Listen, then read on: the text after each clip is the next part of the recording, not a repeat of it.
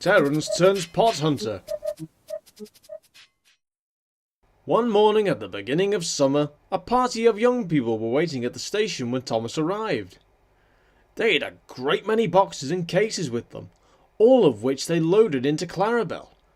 "Ooh, they're heavy," she groaned, but the people took no notice.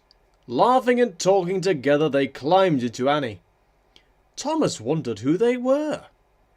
He wondered even more when they got out at Hackenbach, the halt near the tunnel. During the days that followed, Thomas watched as they spread their belongings across a small field near the station. Then Terence came, and was put to work clearing piles of topsoil to the edges of the field.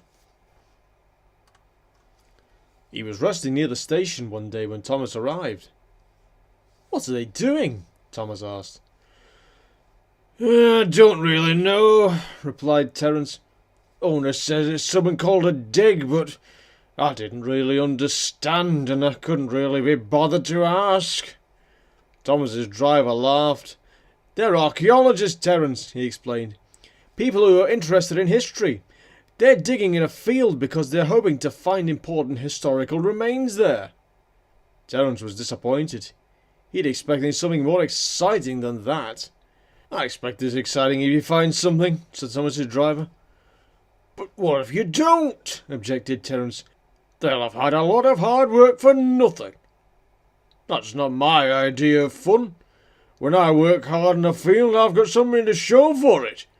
Scraping around with little trowels all day? Pah! If that's whatever you said, I think it's a silly waste of time."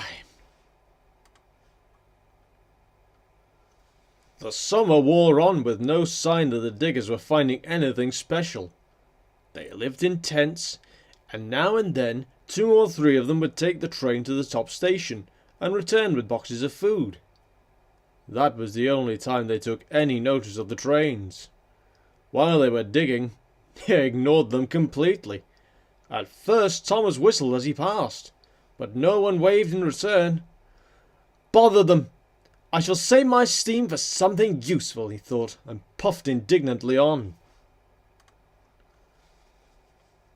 At last, one day in the autumn, Thomas made a longer stop than usual at the halt. The party's boxes were again loaded into Clarabelle. She groaned more than ever, because this time there was even more of them. The people got into Annie, but they didn't talk and laugh this time. They seemed depressed. "I think they've had a wasted summer," remarked Thomas's driver. "No doubt they get used to it." Autumn was a time of year Terence always liked. "It's not too hot," he would say, "and I've got something to get my plough into. There's always something to do in the autumn." "Some of us have to work all year round," Thomas teased. "My passengers don't let me have 9 months holiday a year, like some tractors I could mention." Terence laughed. "You're only jealous." But he knew he would really like to be able to get into the fields more often. One day his owner took him to a small field near the halt. It was on the opposite side of the line to where the archaeologists had their wasted summer. It had been used as a hayfield for pasturing sheep. "We've got to plough deep here," Terence's owner told him. "I'm reducing my sheep flock and I don't need this field for grazing anymore. I want to plant a crop in it next year instead." Terence found it heavy going. He dug his tracks in and pulled hard. They had ploughed about half the field and were turning at the end of a furrow. The plough was lifted to make the turn, and at that moment both Terence and his driver heard a rattle from behind them. Terence stopped, and his owner looked back. "What's the matter?" asked Terence. "Have we broken something?" "Seems all right," said his owner. "Can't be anything to do with us. Let's just—" Suddenly he broke off. "Wait a minute. What's that?" He jumped down and dug with his hands in the freshly turned furrow. Then he came slowly to show Terence what he had found. "Pooh," said Terence scornfully. "It's just a dirty old bit of pottery." "It's old, certainly," agreed his owner. And I don't deny it's dirty either. I'm going to the telephone box near the station. I won't be long.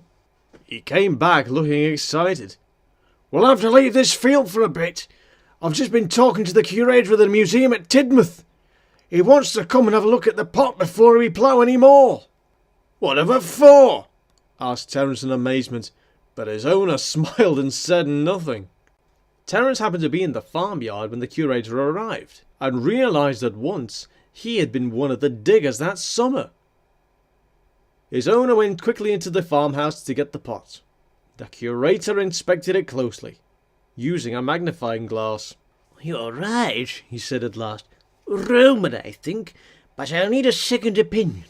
Where exactly was it found, Terence?"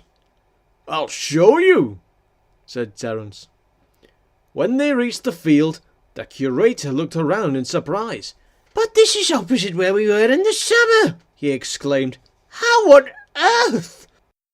A week later, he was back again. This time, he had 3 important-looking gentlemen and a map with him. They gazed at the map and poked at the ground excitedly with trowels, speaking in low voices as they did so. Terence quickly grew bored. He wanted to go and do something useful, but his owner wouldn't let him. After what seemed like a very long time, the curator came over to where Terence and his owner stood. He stood in front of Terence and cleared his throat. "You, Terence," he announced importantly, "have made a significant discovery. You have found in one morning what my friends and I failed to find for a whole summer.